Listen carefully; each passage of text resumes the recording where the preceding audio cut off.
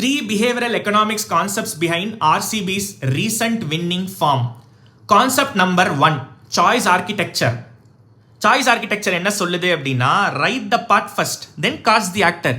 முதல்ல நல்ல கதையை எழுதுறா, அதற்கேற்ற நடிகனை அதுக்கப்புறம் தேர்ந்தெடு அப்படின்னு சொல்லுது. ஆனால் இத்தனை வருஷமா 2008 24 வரைக்கும் ஆர்சிபி அப்படிங்கிற டீம் வந்துட்டு ஆப்போசிட்டாக பண்ணிருந்தாங்க. கலெக்ஷன் ஆஃப் ஸ்டார் பிளேயர்ஸ் எல்லாம் எடுத்துட்டு வந்து அவங்க ரோல்ஸை மாற்றி மாற்றி கொடுத்து விளையாடி பார்த்தாங்க. டீம் வெற்றி பாதை நோக்கி போகலை.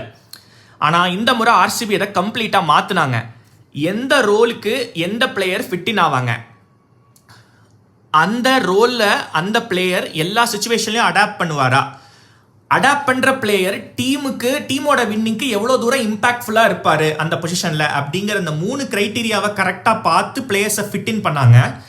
இதில் இவங்க ஸ்டார் பிளேயரா, ஸ்டார் வேல்யூ கொண்ட பிளேயரா அப்படிங்கிறதெல்லாம் கம்ப்ளீட்டாக தூக்கி வெளியே வச்சுட்டு இந்த 3 கிரைட்டீரியாவில் ஃபிட்டான பிளேயர்ஸை மட்டும் எடுத்தாங்க. அண்ட் அது மட்டும் இல்லை, அவங்களுக்கு இன்ஜூர் ஆச்சுன்னா அவங்க இடத்துல எந்த பிளேயர் வந்து விளையாட போகிறாங்க, அவங்களுக்கும் இதே கிரைட்டீரியா இருக்கா அப்படிங்கிறத பார்த்து பிரில்லியண்டான ஒரு டீமை வந்து பில்டு பண்ணாங்க. சாய்ஸ் ஆர்கிடெக்சர் என்ன சொல்லுது அப்படின்னா, நாம் சாய்ஸஸ் எப்படி ப்ரெசென்ட் பண்ணுறோம் அப்படிங்கிற விதத்தை பொறுத்து நம்ம டெசிஷன்ஸ் மாறுபடும் அப்படின்னு சொல்லுது. ஆர்சிபி இதை பிரில்லியண்டாக பண்ணாங்க. இதனால தான் அவங்களால ஒரு இம்பாக்ட்ஃபுல்லான வின்னிங் டீமை பில்டு பண்ண முடிஞ்சது. Concept number 2, reducing cognitive load. இப்போ எடுத்த எல்லா பிளேயர்ஸ்க்குமே அவங்க ரோல் என்ன, அவங்க ரெஸ்பான்சிபிலிட்டி என்ன அப்படின்னு கிளியராக டிமார்க்கேட் ஆனதால அவங்களுக்கான புரிதல் அதிகரிச்சதால அடாப்டபிலிட்டி அதிகரிச்சது. அப்போ எந்த சுச்சுவேஷன்லையும் அடாப்ட் பண்ணி விளையாடி டீமை எப்படி வெற்றி பாதையை நோக்கி இம்பாக்ட்ஃபுல்லாக கொண்டு போகிறது அப்படிங்கிறது அந்த பிளேயர்ஸ்க்கு இயல்பாக வந்தது. அண்ட் டீமுக்கும் அது ரொம்ப ஈஸியாக இருந்தது ஸ்ட்ராட்டஜைஸ் பண்ணுறதுக்கு. ஆனால் இதுக்கு முன்னாடி இந்த ஒரு கிளாரிட்டி டீம் கிட்ட இல்லை.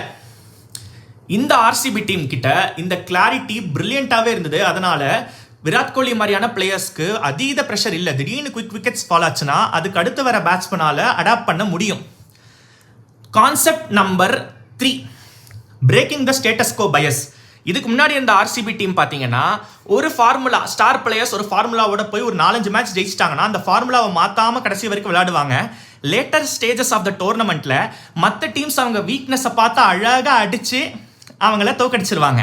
ஆனால் இந்த முறை ஆர்சிபி வந்து hunters mind set and tactical adaptability ரெண்டுத்தையும் டீமுக்குள்ளே ஃபுல்லாக பில்டு பண்ணாங்க. அப்போது நெவர் சே டை மைண்ட் செட்டும் எந்த சுச்சுவேஷன்லையும் எப்படி டாக்டிக்கலாக அடாப்ட் பண்ணுறது அப்படிங்கிறதுல டீமை பிரில்லியண்ட்டாக வடிவமைச்சதால இன்னைக்கு டீம் அன்ஸ்டாப்பபிளாக இருக்குது. என்னப்பா அப்போது IPL 2026 கப்பை ஆர்சிபி பேரில் எழுதிடலாமா?